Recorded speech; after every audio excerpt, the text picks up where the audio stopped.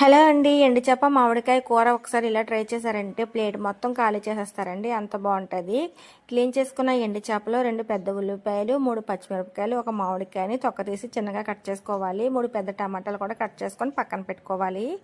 Stove మీద బాండి పెట్టి కొంచెం ఆయిల్ వేసుకొని కొద్దిగా సాల్ట్, కొంచెం కారం వేసుకొని శుభ్రం చేసుకొని ఎండు చేపలు కూడా వేసుకొని దోరగా ఫ్రై చేసుకొని ప్లేట్లో తీసుకోవాలి.